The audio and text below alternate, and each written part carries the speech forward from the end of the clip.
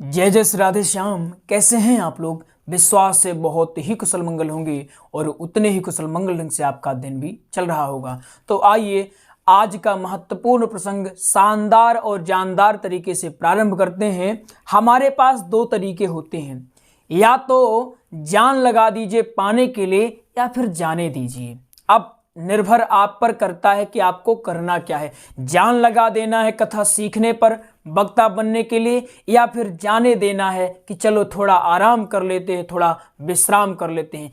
आपके पास बहुत अधिक समय नहीं बचा है, 1 से 2 वर्ष का समय बचा हुआ है। कंपटीशन आप देख ही रहे हैं। आज हर कोई अच्छा वक्ता बनना चाहता है, हर कोई अच्छा वक्ता बनना चाहता है, लेकिन अच्छा वक्ता वही बन पाएगा जो अच्छी मेहनत करेगा। कठिन परिश्रम जिनका होगा वही आगे चल के सफल हो सकते हैं। फील्ड कोई भी हो, आपको परिश्रम करना ही पड़ेगा। तो आइए शानदार और जानदार तरीके से बिना रुके, हम तो समुंदर हैं, हम रुकते नहीं हैं जब तक पहाड़ों का सीना न चीर दें। तो आइए शानदार तरीके से आज जानते हैं हम क्या जान रहे हैं। कृष्ण जन्मोत्सव के बारे में जान रहे हैं। क्या कृष्ण जन्म की कथा, क्या आपको इतना सब याद है?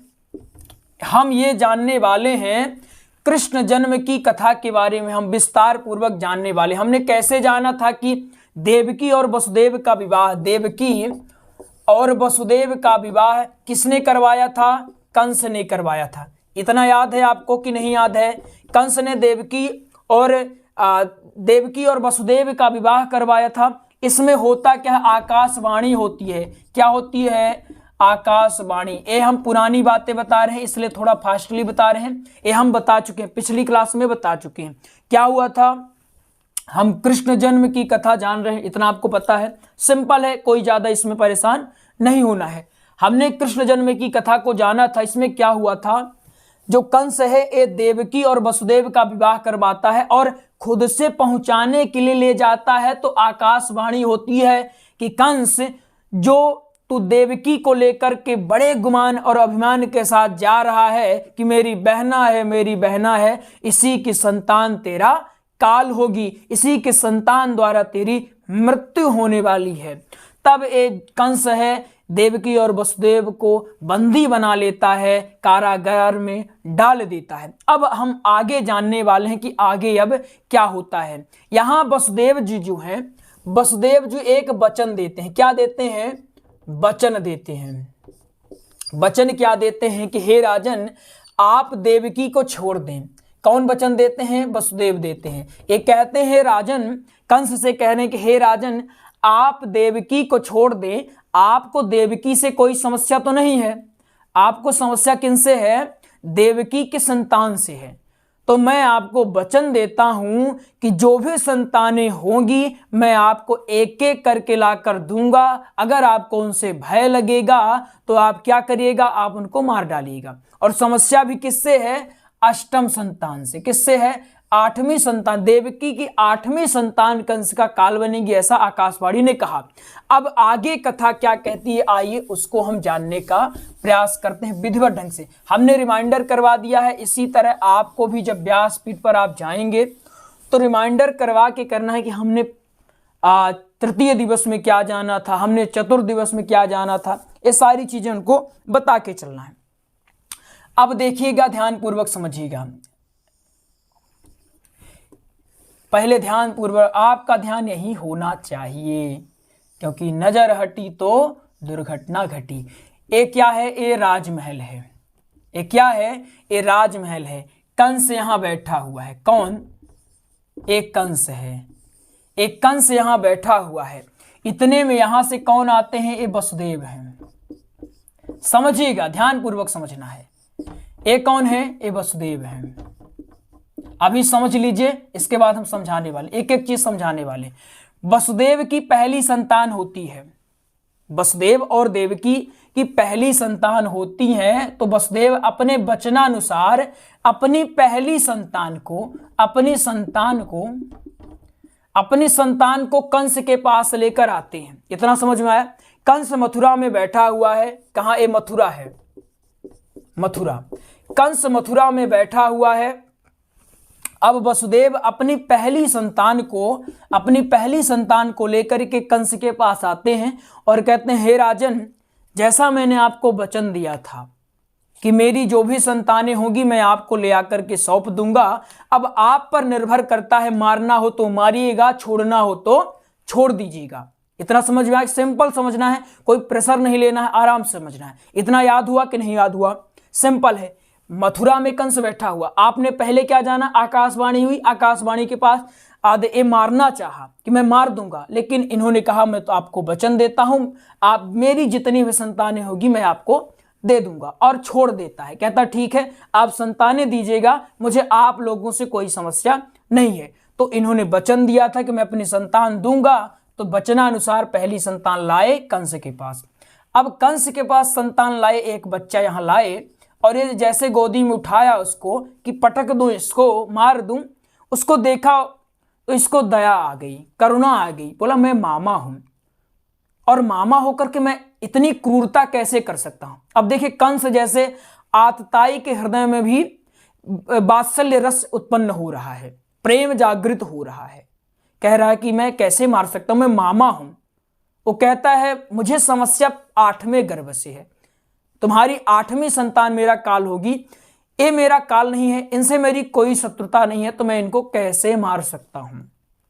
दया जागृत हो गई। कहता है इसे देख करके मुझे भय भी नहीं लग रहा है, तो हे वसुदेव, मुझे तुम पर पूरा विश्वास है, अभी तुम इनको लेकर जाओ और अभी 7 संतान मेरे पास लेकर मत आना, 7 संतान लेकर मेरे पास मत आना, अपनी 8वीं संतान को मेरे पास लाना, क्योंकि वही मेरा काल बनने वाली है, तो मैं सिर्फ उसी को मारूंगा। इतना कह दिया तो वसुदेव बड़ा खुश हुए, बड़ा प्रसन्न हो गए, और ले जाकर के देवकी को उसका पुत्र लौटा दिए। बोले हे देवी, देखे आपका पुत्र सकुशल वापस आ गया। आपके भैया ने जब अपने भांजे को देखा तो उनको दया आ गई, प्रेम उमड़ आया, और बड़े प्रेम भाव से इसको चुंबन किया, अपने गोदी में खिलाया, माथे पर उठाया और कहा ये मेरा काल नहीं है, इसलिए तुम लेकर जाओ। देवकी भी बड़ी प्रसन्न हुई और आशीर्वाद लुटाने लगी, हे महाराज, हे भैया, आप सदैव प्रसन्न रहे, आप दीर्घायु हो, आपने मेरे पुत्र को बख्श दिया। लेकिन तभी नारद बाबा देखते हैं, देवताओं से ये देखा नहीं गया। किनसे? देवताओं से देखा नहीं गया। अब देखिए आगे क्या होता है। देवताओं से देखा नहीं गया, देवताओं ने कहा, नारद जी से कहा। अब नारद जी आएंगे, देखिएगा नारद जी क्या करेंगे।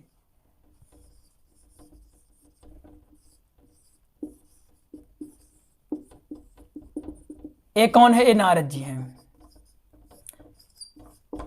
अब नारद जी क्या करते हैं? नारद जी बीणा बजाते हुए आते हैं यहां। जैसे ही दरबार में प्रवेश करते हैं, कंस दौड़ा दौड़ा जाता है और कहता है महाराज प्रणाम, दंडवत प्रणाम करने लगता है और आसन देता है, उचित आसन की व्यवस्था करता है और कहता है महाराज बैठिए। तभी नारद बाबा, चूंकि इनको तो पता सब है, लेकिन ऐसी एक्टिंग कर रहे हैं कि इनको कुछ पता ही नहीं, इनको कुछ मालूम ही नहीं। ये कहते हैं महाराज अभी जो यहां से गए हैं वो कौन है? तो कंस कहता है ये मेरे मित्र हैं, इन्हीं के साथ तो देवकी का विवाह हुआ है, ये मेरे जीजा जी हैं। तो कहता अच्छा जीजा जी हैं या बहनोई हैं? छोटी हैं तो बहनोई कह दीजिए। कंस कहता है ये जो भी गए हैं ये वसुदेव मेरी बहनोई हैं। अच्छा क्यों आए थे? अरे महाराज आपको तो पता ही है, आकाशवाणी हुई थी, उसमें कहा गया था कि देवकी का 8म पुत्र मेरा काल बनेगा, तो इन्होंने वचन दिया था कि मैं अपने सारे पुत्रों को ले आकर के आपको सौंपूंगा। तो चूंकि ये वचन के पक्के हैं इसलिए एक लेकर आए थे अपने पुत्रों को, लेकिन मुझे इसके पहले गर्भ से कोई समस्या नहीं थी, इसलिए मैंने माफ कर दिया। अब नारद जी ने सोचा अगर ऐसे ही ये सबको माफ करता रहा तो भगवान अवतार ही क्यों लेंगे? भगवान अवतार तब लेते हैं जब पाप बढ़े, ये तो पाप करना ही बंद कर रहा है। तो कहते हैं अब क्या किया जाए, अब तो सब फिक्स हो गया है, तो इसका पाप थोड़ा बढ़ाया जाए।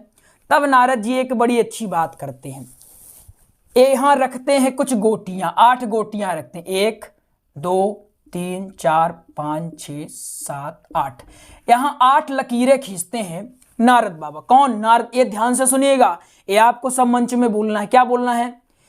जैसे देखिए शुरू से कैसे बोलना है, आकाशवाणी के बाद कंस बड़ा क्रोधित हुआ, परंतु वसुदेव ने वचन दिया, आश्वस्त किया कि मैं आपको सारी संतानें ले आकर के दे दूंगा, आप पर निर्भर करता है, मारना चाहेगा तो मारिएगा या छोड़ना चाहेगा तो छोड़ दीजिएगा, आप चाहें तो प्राण ले लीजिए या फिर प्राण दान दे दीजिए। क्योंकि जो वसुदेव हैं ये महासत्यवादी हैं, कभी झूठ नहीं बोलते हैं, कंस को विश्वास था कभी झूठ नहीं बोलेंगे, इसलिए देवकी और वसुदेव को छोड़ देता है। अब जैसे ही पहली संतान होती है, ऐसे आपको मंच में बोलना है, जैसे ही पहली संतान होती है तो क्या होता है, लेकर आते हैं वसुदेव जी, जब लेकर आते हैं तो कंस को दया आ जाती है और कहता है कि मुझे इससे कोई समस्या नहीं, मुझे तो 8वें पुत्र से समस्या है, इसलिए तुम इसको लेकर के जाओ, 8वें पुत्र को लेकर आना, मैं उसकी हत्या कर दूंगा, मुझे बाकी किसी से कोई समस्या नहीं। ये देवताओं से देखा नहीं गया। देवता आए और कहे महाराज ये क्या कर रहे हैं। देवताओं ने भेजा, किनको भेजा, नारद जी को। अब नारद जी आए, महाराज बोले क्या कर रहे हैं आप, आपसे गलत हो गया। अब कंस कहता है कैसे गलत हो गया। तब नारद मुनि समझाते हैं कैसे गलत हो गया भैया आपसे। नारद जी कहते हैं भैया आपने बहुत गलत कर दिया, बहुत ही गलत कर दिया, अति गलत किया, कांड कर दिया। अब देखो एक बोर्ड लेते हैं और उसमें बनाते हैं 8 लकीरें, 1 2 3 4 5 6 7 8 लकीरें बना दी। नारद जी कहते हैं अब ध्यान से देखो, अब बताओ इसकी पहली लकीर कौन सी है। कहता पहली लकीर ए है। और 8वीं लकीर कौन सी है, 8वीं लकीर ए है। ठीक है, पहली लकीर ए है, 8वीं लकीर ए है। अब इधर से गिनो, इधर से गिनो तो पहली कौन है, पहली ए है, 8वीं कौन है, ए है। अब कंस थोड़ा परेशान होता है, उसके माथे पर पसीना आने लगता है। नारद जी कहते हैं कुछ समझ में आया कि नहीं आया। कंस कहता है महाराज साफ साफ कहिए क्या कहना चाहते हैं आप। नारद जी कहते हैं हे महाराज देखो मैं आपका कभी बुरा नहीं चाहता हूं, आप मेरे परम भक्त हैं, मेरी बड़ी इज्जत करते हैं, इसलिए मैं चाहता हूं कि आपके साथ कभी कुछ बुरा न होने पाए। देवताओं का कुछ भरोसा नहीं, इनकी गिनती उल्टी पुल्टी चलती रहती है। अब देखिए जैसे ये लकीर है, आपने इधर से गिना तो A8 हो गया और इधर से गिना तो A8 हो गया, तो क्या गारंटी है कि 8 पहला है कि 8 आखिरी है या 8 बीच वाला है। ये देवता बड़े चतुर हैं, ये 8 बोल तो दिए हैं लेकिन इनकी कोई गारंटी नहीं है। इसलिए मैं तो कहता हूं आप रिस्क न लें, बाकी आप बड़े समझदार हैं, हमें पता है आप कुछ भी गलत नहीं करेंगे। इतना कह करके नारद जी अंतर ध्यान हो जाते हैं। नारद जी जब अंतर ध्यान हो जाते हैं इस सोच में पड़ता है और कहता है मैंने कितनी बड़ी गलती कर दी, मैंने बहुत बड़ी भूल कर दी है। ये देवताओं कोई भरोसा नहीं है, जब मारना है ही तो सारे पुत्रों को मार दिया जाए तो क्या होगा, जब बांस ही नहीं रहेगा तो बांसुरी कैसे बजेगी। इतना सोचता है और दौड़ा दौड़ा जाता है जहां देवकी और वसुदेव रहते हैं, उनके घर में जाता है और माता देवकी अपने पुत्र को लाड प्यार कर रही होती है तो छीन लेता है और छीन करके वहीं पटक करके मार डालता है। और न केवल मार डालता है, वसुदेव और देवकी को बंदी बना करके कारागार में डाल देता है। माता देवकी चिल्लाती रह जाती हैं भैया भैया भैया, लेकिन भैया के कान बहरे हो चुके हैं। एक कंस से हमें बहुत कुछ सीखना चाहिए, कंस के आचरण से हमें बहुत कुछ सीखना चाहिए। शंख और मूर्ख दोनों एक जैसे होते हैं। जिस प्रकार शंख दूसरे के फूंकने से ही बजता है, ठीक उसी प्रकार जो मूर्ख होता है वो दूसरे के फूंकने से या दूसरे के कहथन अनुसार चलता है। किसी ने कुछ कह दिया वैसा ही वो करने लगा। बस उसके जो कान होते हैं इतने छोटे होते हैं कि उसको समझ ही नहीं आता, उसके कान इतने तीक्ष्ण होते हैं, सूक्ष्म होते हैं, उसको समझ नहीं आता है कि सामने वाला जो कह रहा है उसमें कितनी सच्चाई है। बस वो सुना और तुरंत उसमें अमल कर लिया। इसीलिए कहा गया है शंख और मूर्ख एक समान होते हैं। तो शंख और मूर्ख जैसे हमें नहीं बनना है, हमें स्वयं विवेकी बनना है। अगर कंस ने थोड़ा विवेक लिया होता, विवेक से काम लिया होता तो उसकी समझ में आता कि आकाशवाणी झूठ क्यों बोलेगी उससे। लेकिन शंख तो मूर्ख ठहरा। मूर्ख जो होते हैं दूसरे की बातों में आकर के कुछ भी अनर्गल काम कर बैठते हैं, अपने से वो खुद कुछ नहीं विचार करते, सुने सुनाई बातों में ही लगे रहते हैं। इसलिए आज से आप याद रखिएगा, कोई भी काम करें जब तक आपको पूरी जानकारी न हो, कोई भी फैसला लें, कोई भी काम करें, किसी के बारे में कुछ भी बोल रहे हैं या कुछ का अनैतिक कार्य करने जा रहे हैं, किसी के कहने अनुसार आज कह दिया जाता है, आपको उसने भला बुरा कह दिया, बताओ आपको वो ऐसा कह रहा था, हमने ये कभी नहीं सोचा वो कह रहा था कि नहीं कह रहा था, इन्हें ने कहा, फलाने ने कहा, हम दौड़ पड़े लठ लेकर के, तुमने हमको ऐसा क्यों कहा। तो इसलिए शंख और मूर्ख जैसे नहीं बनना है कि किसी ने कुछ फूका अब उठ गए आप, ऐसा नहीं बनना। आज एज कैसी है कि हमें कुछ भी दो बातें कोई कह दिया हम तुरंत चिढ़ जाते हैं, ऐसा तुमने हमको कैसे कह दिया। तो एक विवेकशील जो व्यक्ति होता है विचार से काम करता है। ये आप चाहे तो कथा में भी बोल सकते हैं, आपको भी काम आने वाला है। अब देवकी और वसुदेव, देवकी और वसुदेव इनको कारागार में बंद कर दिया जाता है। और अब जो भी 7 संतानें होती हैं, कितनी 7। अब देखिए 7 में से 6 को इसने मारा, कितने को मारा 6 को, जो 7वें हैं ये शेषनाग के रूप में आए, 7वीं संतान शेषनाग के रूप में आई। तो भगवान नारायण ने कहा कि अपनी जो योग माया है उसको आदेश दिया और कहा कि हे योग माया तुम जाओ देवकी के गर्भ में शेषनाग जी हैं उनका रिप्लेसमेंट कर दो और वहां तुम जाकर के विराजमान हो जाओ, स्थानांतरण कर दो, तुम जाकर के वहां विराजमान हो जाओ। और योगमाया ने उसे तरह किया और जाकर के विराजमान हुई और कहा एक बात याद रखना, जब तुम्हारा जन्म होगा कंस तुम्हें मारने के लिए आएगा और तुम उसी क्षण अष्टभुजा के रूप में आकाश में उड़ जाना और याद रखना उसी क्षण से तुम्हारी पूजा होने लगेगी। जो योग माया थी ठीक ऐसे ही की। अब बात आई कि कृष्ण जी का जन्म हो जाए, 7वां अवतार हो गया।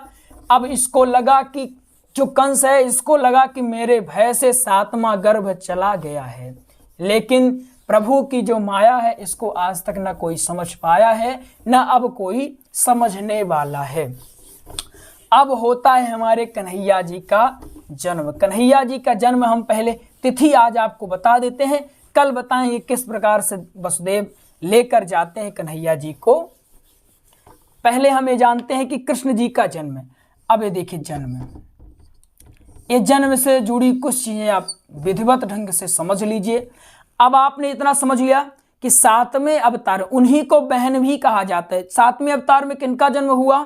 7वें अवतार आज आप देख रहे होंगे काली, चंडी, दुर्गा, जितनी भी आजकल पूजी जाती हैं देवियां, तो इनका कहा जाता है कि भगवान ने आदेश दिया था अपनी योग माया को और कहा था कि आप हमारे लिए इतना बड़ा काम कर रही हैं तो आपको भी मैं उपहार स्वरूप, भेंट स्वरूप कुछ काम कर, कुछ आपको दे रहा हूं, कुछ आपको भेंट दे रहा हूं, इसको आप स्वीकार करिए। आज के बाद आपका पूजन होगा, यत्र तत्र आप पूजी जाने वाली हैं। अब भगवान ने 7वें गर्भ में योग माया को कह दिया और योग माया चली गई, प्रकट हो गई, उसको मार नहीं पाया। वो जैसे ही पटका कंस और जैसे पटकने का प्रयास किया तो योग माया आकाश में उड़ गई और हंसने लगी। और योग माया ने क्या कहा कि तू मुझे मारना चाहता है लेकिन तेरा काल तो ऑलरेडी जन्म ले चुका है, तो मुझे मार नहीं सकता है। अब क्या होता है, अब इसको समझने का प्रयास करते हैं हम लोग। अब यहां होता क्या है कि श्री कृष्ण जी का जन्म, श्री कृष्ण जी का जन्म होता है। जन्म जब होता है, जन्म होने से पूर्व ही ऐसा लग रहा है मानो सारा स्वर्ग धरातल में आकर के विराजमान हो गया है। वो तिथि कौन सी थी, आप तिथि भी नोट कर लीजिए। भादों का महीना था। कौन सा? भादों का महीना। भादों का महीना, पहला पॉइंट आपका क्या है? महीना कौन सा था? भादों का। पक्ष कौन सा था? कृष्ण पक्ष। पक्ष कौन सा? कृष्ण। ये दूसरा पॉइंट है। तिथि कौन सी थी?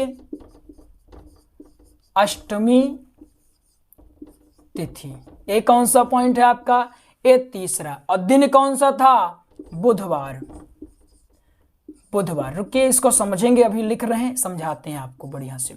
एक कौन सा पॉइंट है, ये फोर्थ पॉइंट है। दिन कौन सा था, हमने क्या क्या, भादों का महीना, कृष्ण पक्ष, अष्टमी तिथि, दिन कौन सा, बुधवार। नक्षत्र रोहिणी नक्षत्र, रोहिणी नक्षत्र, कौन सा पॉइंट है, पांचवा। और रात्रि के 12 बजे, रात्रि के 12 बजे, एक कौन सा पॉइंट है, 6 पॉइंट। इतना आपको समझना चाहिए। कृष्ण जन्म जब हुआ तो भादों का महीना था, इसको बोर्ड में आप देख लीजिए एक बार अच्छे से। जब कृष्ण जन्म होता है भादों का महीना था, कृष्ण पक्ष था, पक्ष कौन था, कृष्ण पक्ष था, और अष्टमी तिथि थी। दिन कौन सा था, बुधवार था। नक्षत्र कौन सा था, रोहिणी नक्षत्र था। और रात्रि 12 बजे भगवान श्री कृष्ण का जन्म हो जाता है। तो अब आपसे इतना कंफर्म आपका हो चुका है कि जन्म कैसे होता है। अब आगे हम ये भी जानने वाले हैं कि जन्म किस तरह से होगा। अब जब जन्म लेने से पहले पहले भगवान का अवतार देवकी और वसुदेव जी के समक्ष होता है, उनसे कुछ बातें करते हैं, और उनके बाद थोड़ा एक और पॉइंट आता है कि भगवान ने रात्रि में जन्म क्यों लिया, दिन में क्यों नहीं लिया। राम जी ने दिन में क्यों जन्म लिया, रात्रि में क्यों जन्म नहीं लिया। सूर्य भगवान और चंद्रमा जी के मध्य कौन सी कुछ बातें हैं, वो सारी बातें हम विधिवत ढंग से एक एक पॉइंट समझने वाले हैं, और बहुत ही धूमधाम और आनंद के साथ समझने वाले हैं। आज आप देख रहे होंगे थोड़ा गला हमारा बैठा हुआ है, पता नहीं कल कुछ ऐसा कुछ इधर उधर भोजन में हो गया तो गला थोड़ा बैठ गया, बड़ा सेंसिटिव गला है, इसलिए आज थोड़ा हम प्रसंग को यहीं विराम कर रहे हैं, क्योंकि अब बोला नहीं जा रहा है। अब आगे चूंकि अभी आप ऑनलाइन क्लास लेकर आए हैं तो बोला ही नहीं जा रहा, ठीक हो जाए गला तो हम अगले प्रसंग बिल्कुल बताएंगे। तो बिल्कुल तब तक के लिए आप इसको सीखते रहिए। आपको एक जानकारी दे देते हैं, उसके बाद हम विराम कर देंगे।